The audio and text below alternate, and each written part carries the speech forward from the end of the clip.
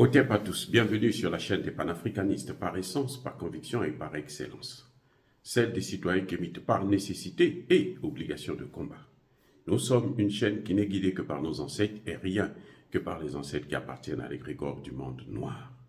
Par conséquent, nous ne croyons en aucun Dieu venu de l'étranger. Toutefois, cette vidéo n'est aucunement destinée à inciter à la haine ou à la violence, car nous menons un combat qui est d'abord et avant tout spirituel, intellectuel et démocratique.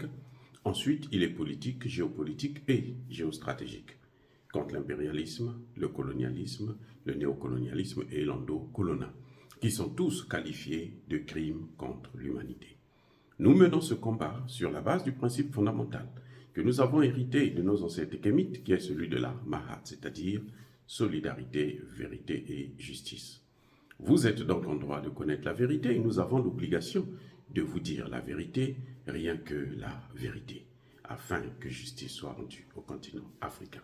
Et ça, c'est notre modeste contribution dans cette noble lutte en faveur de la souveraineté, la dignité, la solidarité et l'unité africaine. C'est exactement ça que nous appelons le panafricanisme. Bien-aimés frères et sœurs, nous allons vous parler du dernier coup d'État de la France en Afrique. Le coup d'État d'Emmanuel Macron en Afrique, notamment au Niger.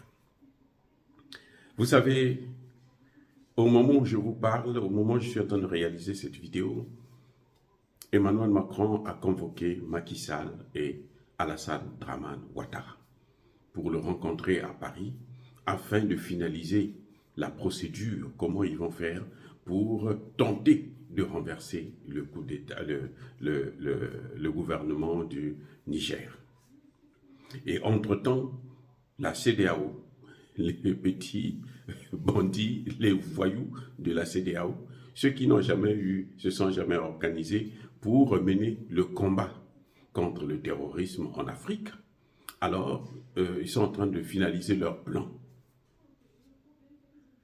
C'est-à-dire que vous voyez là, Emmanuel Macron et ses caniches, et Emmanuel Macron en ce net moment en train de faire pression. Il appelle tous les jours le président Tinubu pour que Tinubu puisse céder.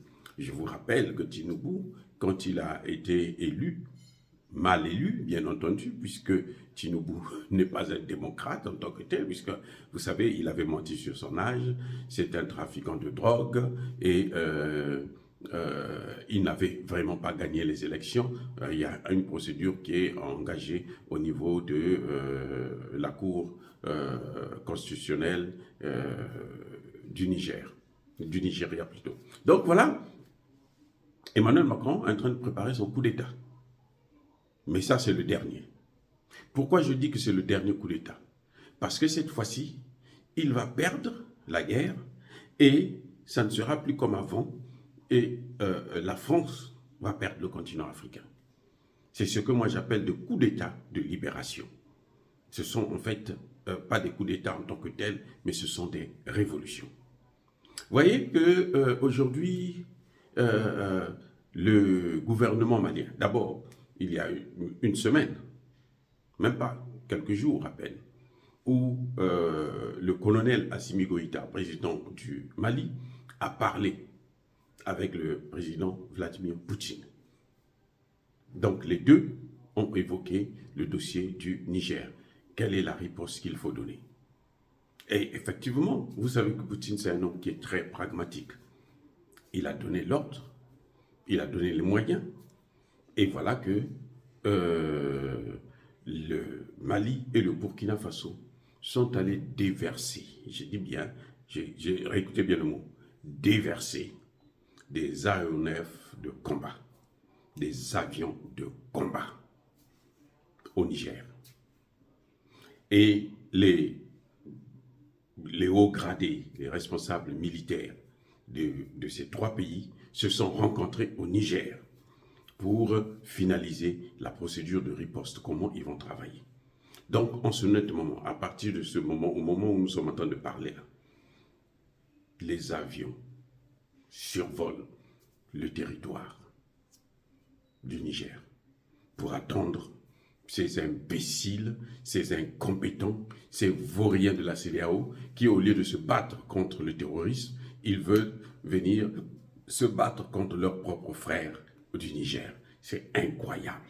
Juste pour faire plaisir à Emmanuel Macron, un autre imbécile comme eux, qui n'a jamais rien compris d'ailleurs de sa putain de vie, qui a la tête ailleurs et qui malheureusement utilise des caniches comme Alassane Ouattara et Macky Sall pour aboyer en Afrique. Mais cette fois-ci-là, c'est le dernier coup d'État.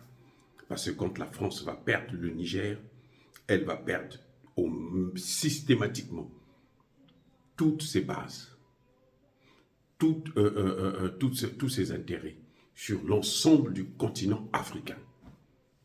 Ah oui, parce que ce qui est avantageux aujourd'hui pour le Niger, même les Nations Unies soutiennent le Niger maintenant. Vous voyez, les Nations Unies demandent à ce que le Niger, les sanctions puissent être levées contre le Niger. Voilà, donc Emmanuel Macron, là, il est en train de jouer sa dernière carte, son dernier coup d'État. Et il n'y en aura plus jamais, parce que la France ne pourra plus organiser des coups d'État en Afrique pour destituer nos gouvernements, notamment les gouvernements qui sont issus du pouvoir, qui sont soutenus par leur population. Et ce qui est en train de se passer, tous les chefs d'État qui suivent la volonté de leur peuple vont être sauvés. Mais tous les chefs d'État qui ne veulent pas suivre la volonté de leur peuple, qui veulent suivre la volonté d'Emmanuel Macron et des intérêts des Français, ceux-là, ils ne vont plus survivre. Et ne vous soyez pas surpris d'apprendre qu'Alassane Ouattara, Macky Sall ont été victimes de coups d'État. En tout cas, ce qui est certain, c'est que s'ils veulent passer par le Togo, ils ne pourront pas. S'ils veulent passer par le Tchad a dit non. L'Algérie a fermé ses frontières. Le Mali et le Burkina Faso ont fermé leurs frontières. Il ne leur reste que le Bénin et le Nigeria. Mais le Nigeria aussi ne peut pas utiliser son solde. Parce que si ça commence au Nigeria, ben, le Nigeria lui-même sera déstabilisé. Parce que Boko Haram va se frotter les mains et va commencer à frapper encore très très fort. Il ne faut pas être surpris aussi que Tinubu puisse être victime d'un coup d'État. Parce que l'Afrique, on a marre de subir le fardeau de la France. Les problèmes de la France, là, ça ne nous regarde pas. Les intérêts de la France, là, elle n'a qu'à les garder en France ou en Europe. Parce qu'en Afrique, elle n'a aucun intérêt. Ce qu'il y a en Afrique, là, ce sont les intérêts des Africains. Et c'est à nous de savoir ce que nous devons faire de nos intérêts et nous allons les protéger, coûte que coûte. Dire cela, c'est inciter à la haine ou à la violence. Non. Encore une fois de plus, bien-aimés frères et sœurs, Yaba Kolerve Yamalembe, soyez bénis. Je persiste et je signe. Soyez abondamment bénis par le Dieu des Kémites et par nos ancêtres angélisés. Mais que tous ceux qui persécutent le continent africain le pillent et le déstabilisent, qu'ils soient noirs, blancs, chinois, arabes, indiens, qui qu'ils soient maudits, punis, foudroyés, neutralisés, effacés, écrasés par ce Dieu des Kémites et par nos ancêtres angélisés. Vive l'Afrique éternelle, j'ai dit et j'assume.